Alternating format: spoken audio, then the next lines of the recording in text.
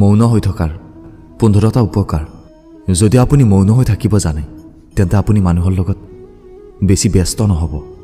আৰু আপোনাৰ কামত অধিক মনোনিৱেশ কৰিব পাৰিব কম কথা কোৱা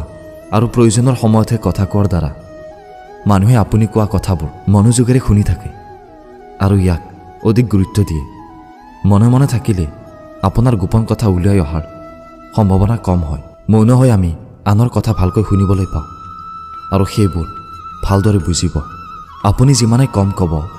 সিমানে মানুহে আপোনাৰ লগত কথা পাতিবলৈ ভাল পাব মৌন হৈ থাকিলে আপুনি অপ্ৰয়োজনীয় কথা বতৰা এৰাই চলিব যিয়ে আপোনাৰ সময় ৰাহি কৰে কিছু সময় মৌন হৈ থাকিলে আমাৰ মনত নতুন সৃষ্টিশীলতা আৰু আমি নতুন কিবা এটা কৰিবলৈ সক্ষম হওঁ মৌন হৈ থাকিলে মনটো শান্ত হৈ থাকে আৰু খঙো নিয়ন্ত্ৰিত হয় নীৰৱে থাকিলে মানসিক চাপ কমিব পাৰে যিটো স্বাস্থ্যৰ বাবে উপকাৰী মৌনতা এনে এক শক্তি যাৰ সহায়ত যুঁজ নকৰাকৈ প্ৰতিপক্ষক পৰাস্ত কৰিব পাৰি শীতকালীন মৌনতাই আপোনাক আপোনাৰ উদ্দেশ্য বিচাৰি উলিয়াবলৈ সহায় কৰে মৌনতাই আপোনাক নিজকে আৰু আপোনাৰ সম্ভাৱনা ভালদৰে বুজিবলৈ সহায় কৰিব পাৰে মৌনতাই আপোনাক আপোনাৰ লক্ষ্যৰ দিশে আগবাঢ়ি যোৱাত সহায় কৰে আৰু লগতে আপোনাক অধিক ধৈৰ্যশীল কৰি তোলে নীৰৱে থকাটোৱে বুজিবলৈ সময় দিয়ে